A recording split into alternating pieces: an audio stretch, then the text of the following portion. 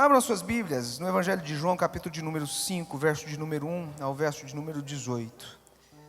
Amém? Que gostoso, né?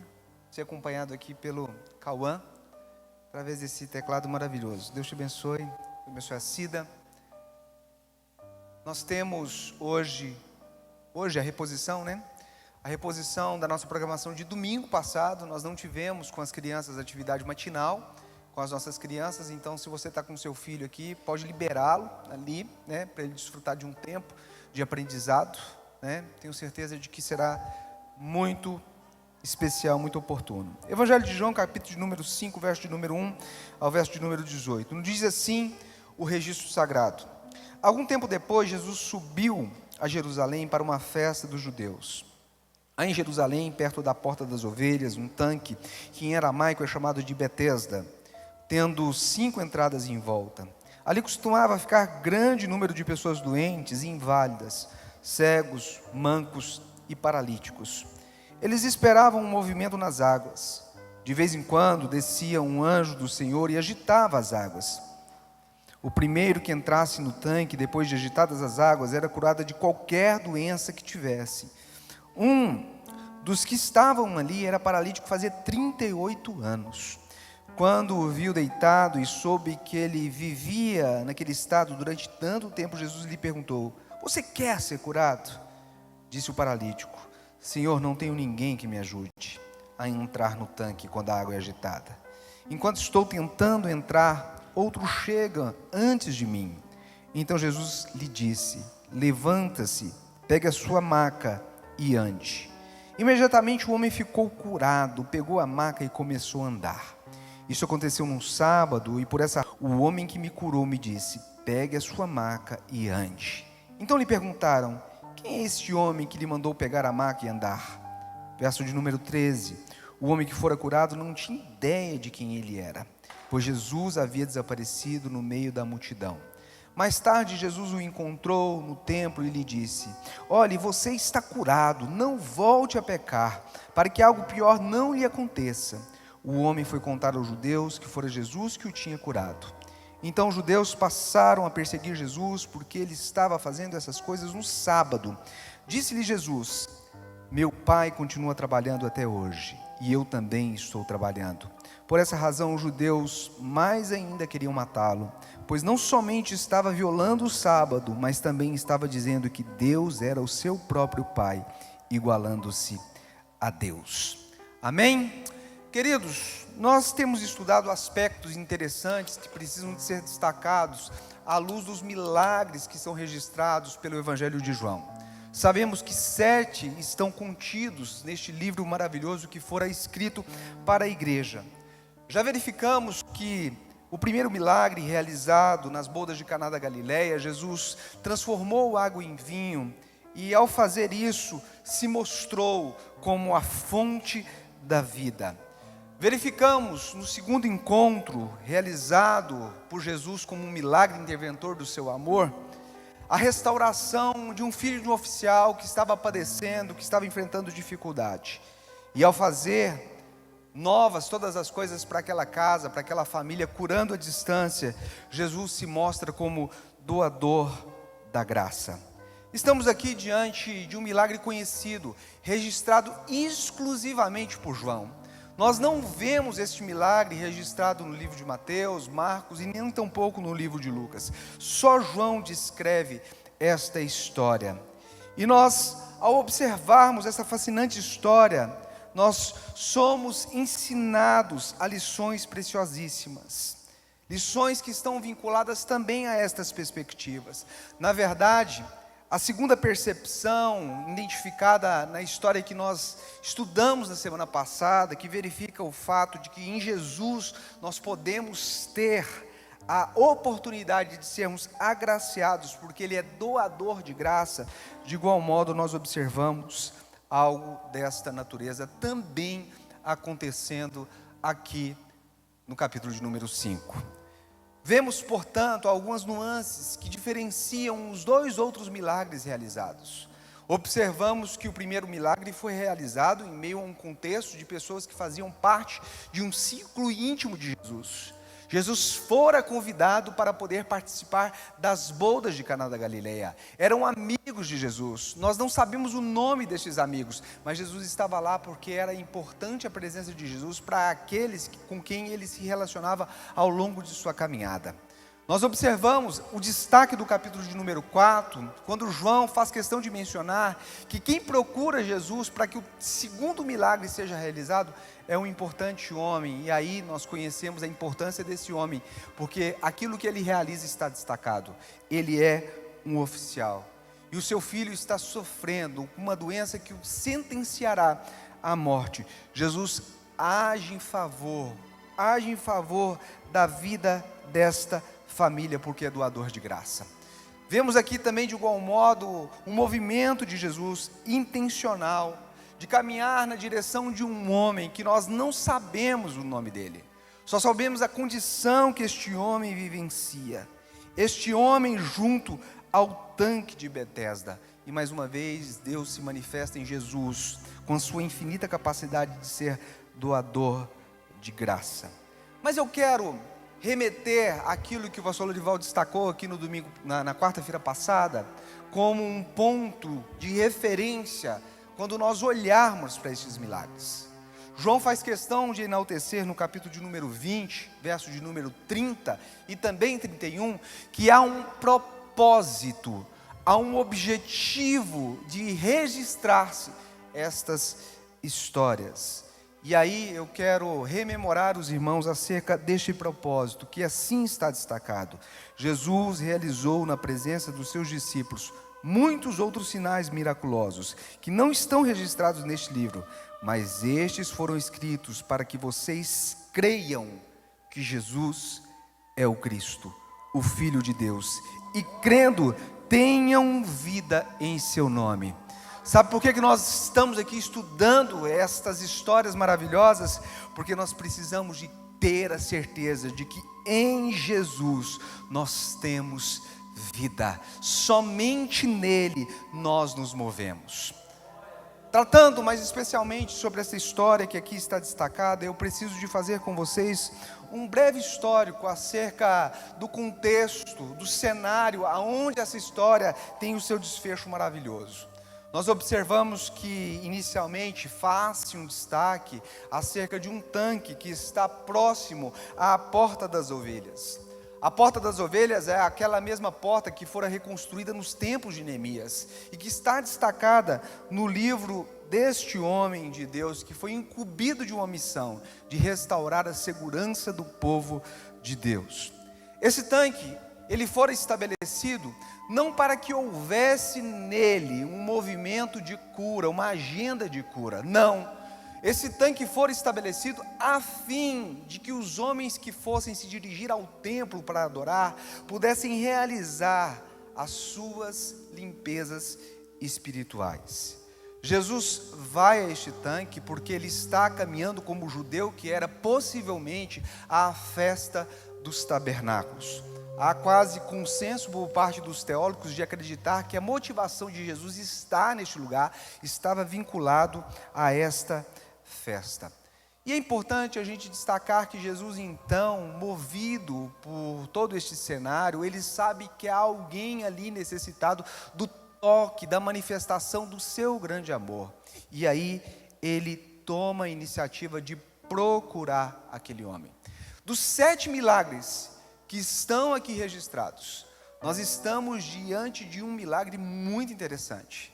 Este homem não clama por cura, a iniciativa é de Jesus, é ele que percebe a necessidade, e ele percebe a necessidade porque, em primeiro lugar, ele sabe que a condição experimentada por aquele homem era uma condição de miséria, uma situação de opróbrio. Nós verificamos isso quando nós observamos aquilo que está descrito entre o verso de número 1 e o verso de número 5. Betesda significa casa de misericórdia. Era de se esperar que naturalmente, naquele espaço então, houvesse o exercício da misericórdia.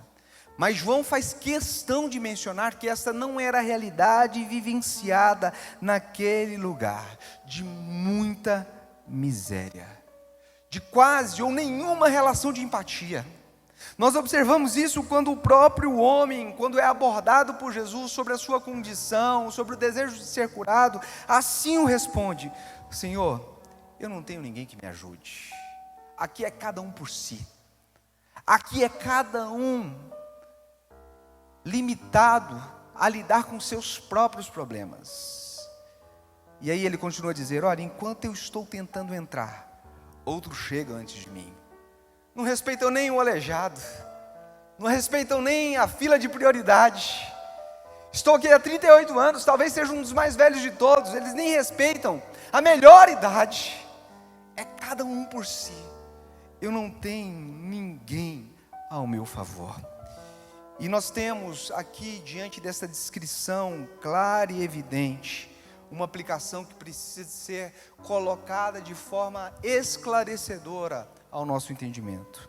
A miséria humana, em todas as suas formas, converge em Cristo. Converge em Cristo. Porque Ele é o único capaz de resolver o problema da miséria. Ele, como médico, não procura os sãos, não procura fortes, não procura justos, mas sim doentes. Eu sou pecador, eu sou cativo, e quanto mais consciente eu sou da minha pecaminosidade, quanto mais consciente eu sou da minha impotência, mais eu sou o alvo do amor favorecedor deste Deus Todo-Poderoso que me assiste em tudo, em todas as circunstâncias. E nós observamos o próprio Cristo, no Evangelho de João, capítulo de número 4, dizendo algo que precisa de ser: a minha comida é fazer a vontade daquele que me enviou e concluir a sua obra. Você está vivendo uma situação de dificuldade, você está vivendo em um cenário terrível, você está se apegando a coisas que não estão te levando a lugar nenhum. Deixa eu te falar uma coisa: há uma esperança para você, Jesus Cristo. Ele é o doador da vida, Ele é gracioso. Se nós podemos nos apropriar dessa verdade, que em meio ao cenário de caos e de problema, podemos contar com a presença dEle. Nós podemos olhar isso pela perspectiva de que podemos olhar para Ele com certeza de que Ele intervirá em nosso favor. Porque em segundo lugar, Ele é um Deus que é capaz de ver. Ele é um Deus que é capaz de ver. O escritor aos Provérbios diz-nos que os olhos do Senhor estão em toda parte.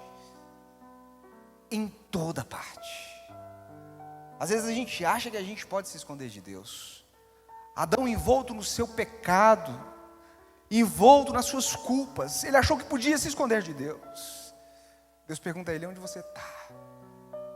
Deus encontra Adão, a fim de que Adão se encontre e encontre ao Senhor. Os olhos do Senhor estão sobre toda a terra. Por isso que no verso de número 6 nós temos a aplicação prática dessa verdade, saltada aos nossos olhos. Diz-nos no registro sagrado: quando o viu deitado. Deus enxerga, pastor Antônio. Deus vê, os outros podem não enxergar, mas Deus enxerga, Deus observa, Deus examina, Deus vê a pessoa individualmente, Deus pergunta a essa pessoa acerca do seu destino, acerca das suas dificuldades, acerca dos seus problemas. Esse Deus que é capaz, que se dispõe a caminhar conosco, a forçar-nos para que nós contemos a nossa própria história para Ele. Sabe, irmã Raquel, é muito especial quando a gente observa essa capacidade paciente de Jesus, de se dispor a caminhar 11 quilômetros de Jerusalém a Emaús, com aqueles homens que estavam se sentindo falidos. Falidos por terem assistido ao horrendo sacrifício de Jesus na cruz. E ao assistir aquele horrendo sacrifício, convictos eles estavam de que a esperança deles se fora.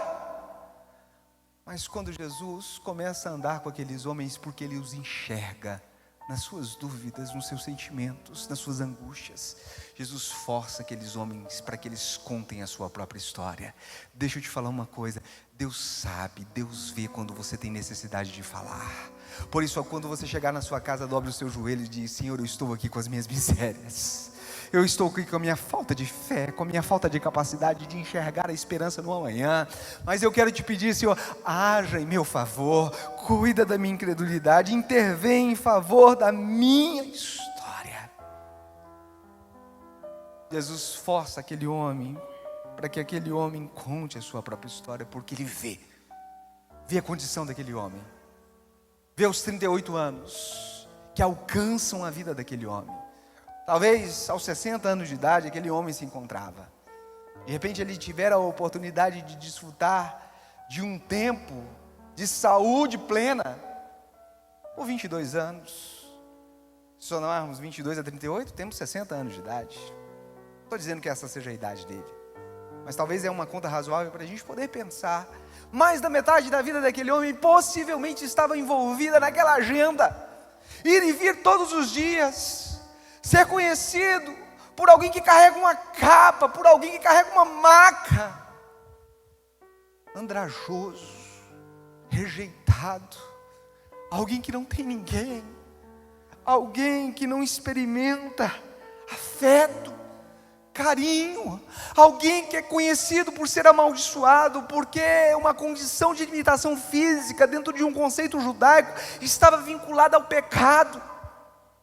E nós observamos depois que de fato este homem havia sido acometido por essa enfermidade em função disso, em função desta verdade.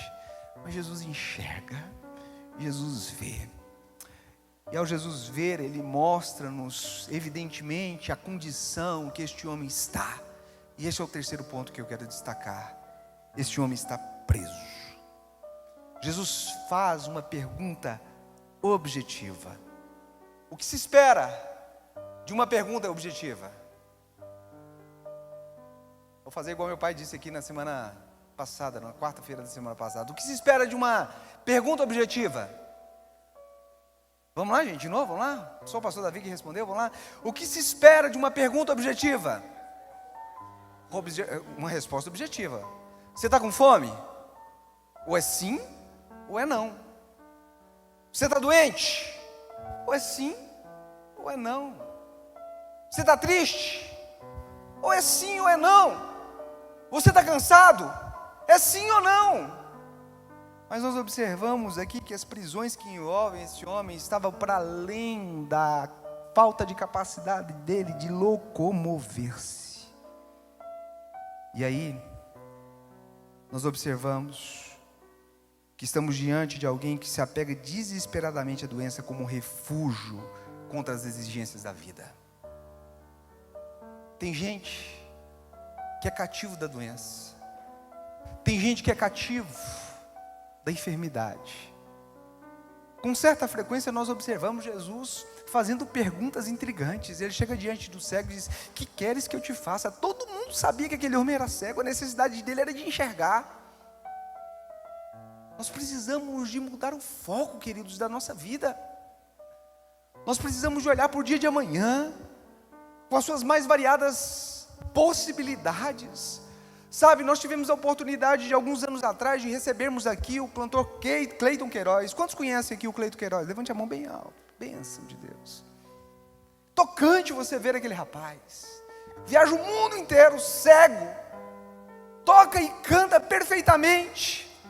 E todas as vezes que o Cleiton vai falar acerca da sua limitação, ele não fala com angústia no coração, ele não fala tomado por fúria, ele não fala tomado por, de repente, um sentimento de que fora desfavorecido por Deus. A história dele vai para muito além da limitação física da sua visão. Ele conta que nos primeiros dias de vida, ele foi desenganado pelos médicos, os médicos não deram a ele, nem à mãe dele, nenhuma possibilidade de que ele tivesse uma vida longeva. Possivelmente, nos olhos dos médicos, ele duraria apenas algumas horas, quem sabe alguns minutos ou alguns dias. Mas ele cresce, ele começa a aprender a tocar um violão, ele começa a envolver-se com música, ele começa a cantar. E aí, em um determinado momento, ele é levado nas suas viagens para os parques maravilhosos da Europa. E ao ser encaminhado naqueles parques da Europa, as pessoas que estavam ao lado dele disseram: Cleiton, se você pudesse ver a beleza desse jardim, você se encantaria. Ele olha para aquela fala que o aborda com carinho e diz: eu sou consolado, porque o dia que os meus olhos se abrirem, eles abrirão para poder enxergar as ruas de ouro e de cristal que foram preparadas para mim.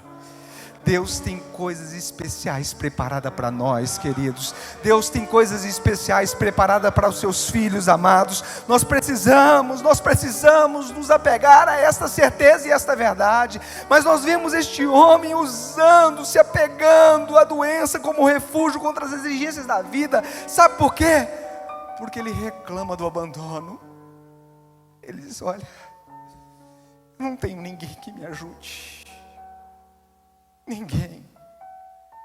Os parentes não querem saber de mim. Amigos, eu tinha 38 anos atrás. Hoje eu já não os tenho mais. Ele reclama da esperança. Na verdade, ele traz uma falsa esperança. Porque ele diz: olha, eu tento entrar. A saída do meu problema está aqui, envolta neste tanque. Mas sabe, queridos, o verso de número 4 não está contido nos originais bíblicos. Ele está aqui para poder explicar aquilo que está descrito no verso de número 7. O verso de número 4, em boa parte das versões bíblicas, está dentro de colchetes. Foi um comentário adicionado. Sabe por quê? Porque esta ideia das águas revolverem-se, movimentarem-se, fazia parte de uma crença popular, de um entendimento popular. O tanque havia sido estabelecido não para curar doenças, mas para poder fazer a limpeza cerimonial. Aquele homem estava depositando a sua esperança em algo que ele não podia ter como certo a garantia da sua vitória. Quantas vezes a gente se apropria disso?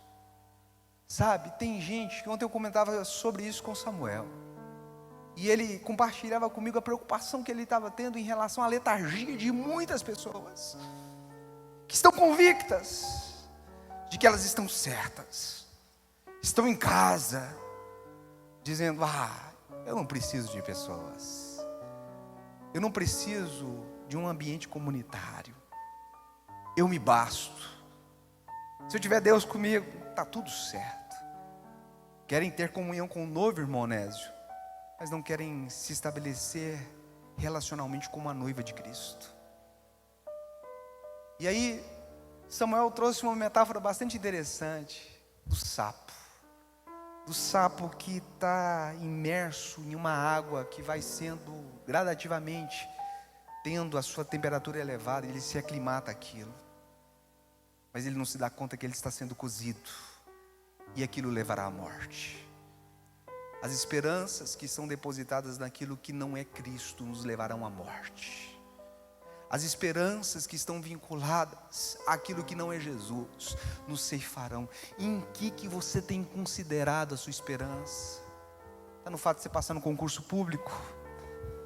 Está no fato de você casar? Está no fato de você ter filhos? Está no fato de você comprar uma casa? Está em quê? São falsas esperanças.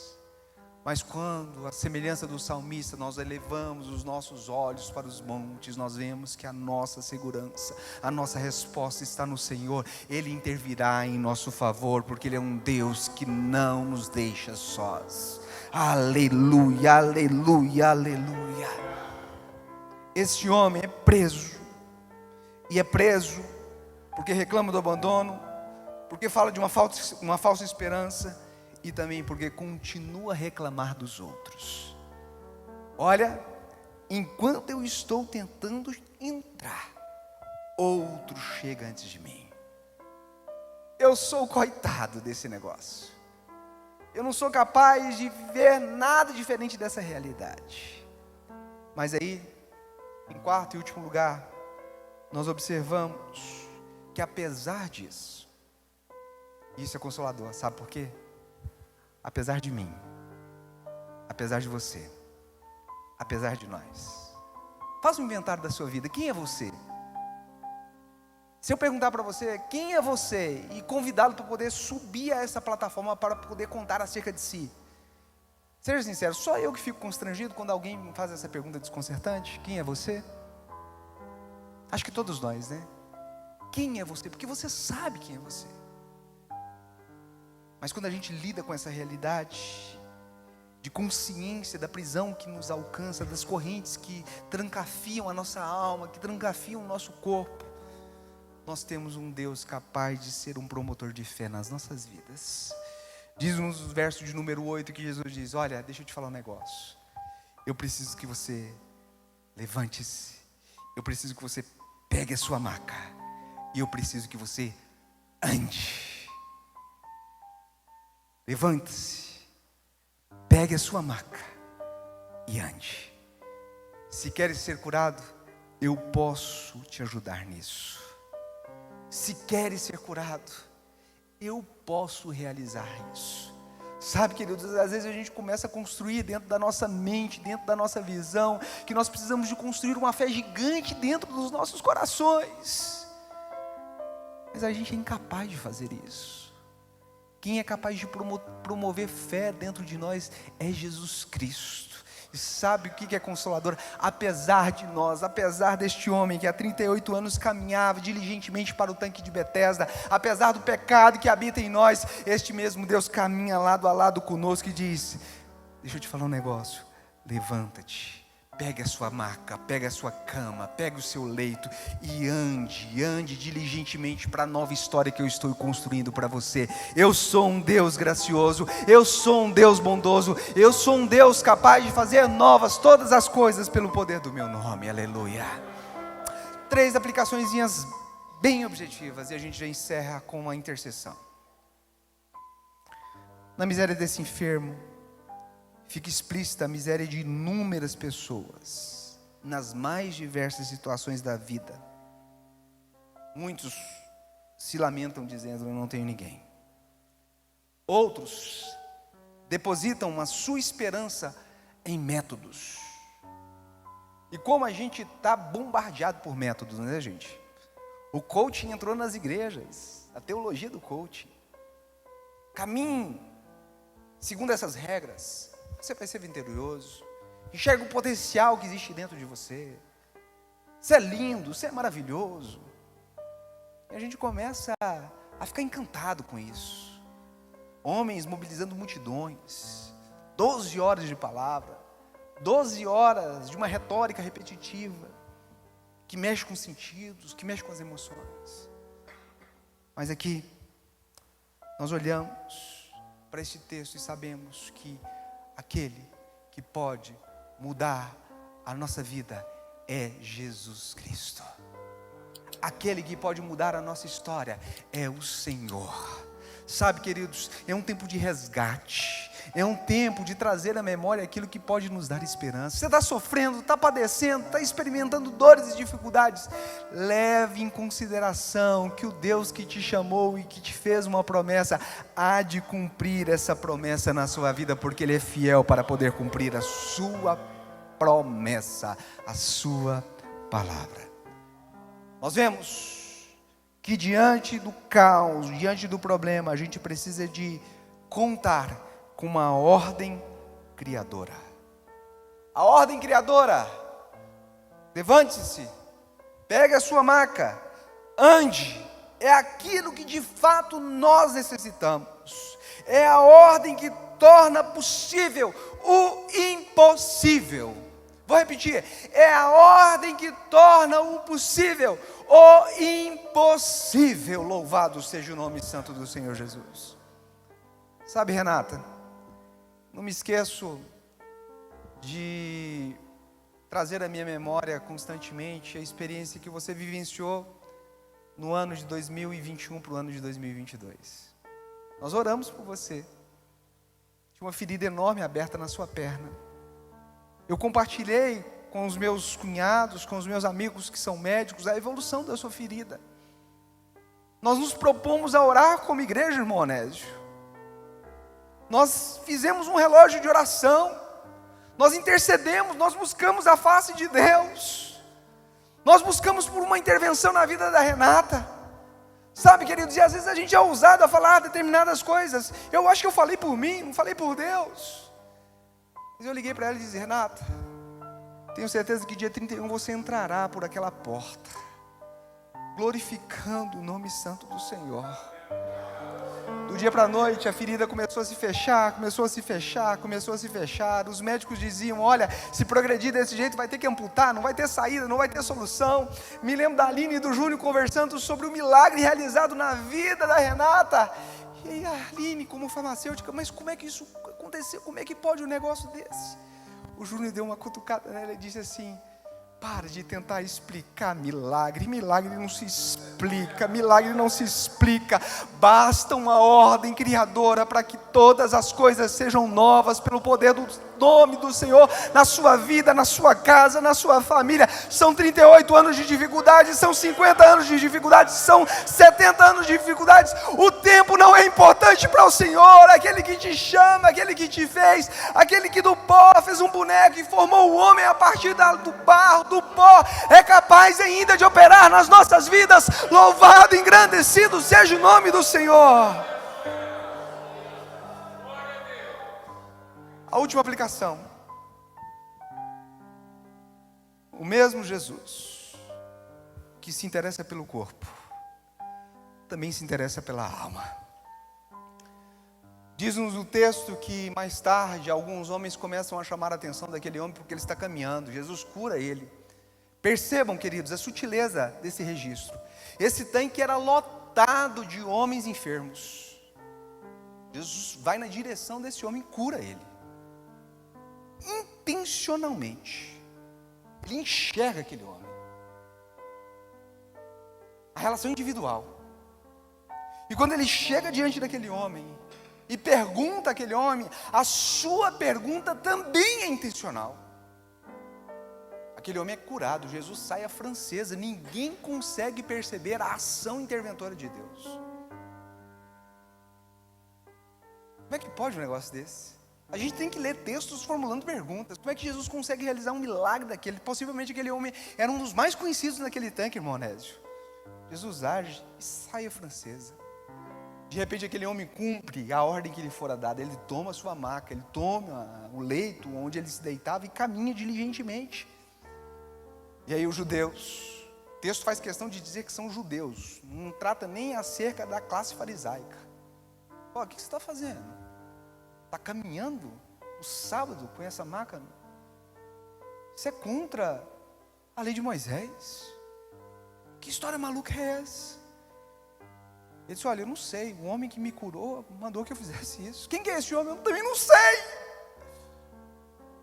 Mas o texto nos conta que mais tarde Jesus chega diante do templo e aquele homem está lá. E aí, Jesus o encontra. E aí, Jesus o encontra. Verso de número 14. Mais tarde, Jesus o encontrou.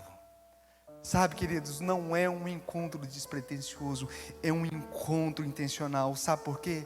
Porque Jesus já realizara um milagre no corpo daquele homem, mas aquele homem precisava de ter a completude da intervenção de Deus na sua vida. Ele precisava de experimentar uma reversão na sua alma que estava aprisionada no pecado. Deixa eu te falar um negócio. Você pode ser curado pela chaga, pelo problema, pelo câncer, pela doença, pela neuropatia, pela fibromialgia. Tem tanta gia hoje, né? Tem tanta doença hoje. Você pode ser curado.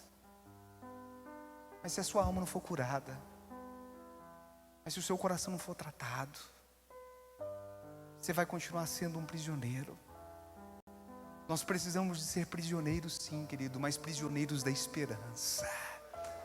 Nós somos prisioneiros da esperança. Nós somos prisioneiros da esperança do dia glorioso em que nós ouviremos o nosso próprio nome, chamado pelo Criador, pelo Deus Todo-Poderoso, dizendo: venham benditos do meu Pai para o reino que lhes foi preparado desde a fundação do mundo. Eu queria chamar os pastores aqui à frente, nós iremos orar. Você está precisando de cura de alma? Está precisando? Você está no lugar certo. Está no lugar certo. Deus te trouxe aqui não foi em vão. Deus te trouxe aqui por um propósito intencional de tratar a sua vida. Você está aí na sua casa, hein? Às vezes julgando que você está distante dos olhos do Senhor. Não, você não está distante. Se você está aí na sua casa, eu quero te convidar a ajoelhar-se. Ajoelhe, se você puder, na sua casa. Levante as suas mãos. Diga: Deus, intervenha na minha história, mude a minha história. Só Tu podes fazer isso. Sabe, queridos, Jesus está disposto a assumir todos os riscos por mim e por você, porque Ele o fez isso entregando-se na cruz do Calvário.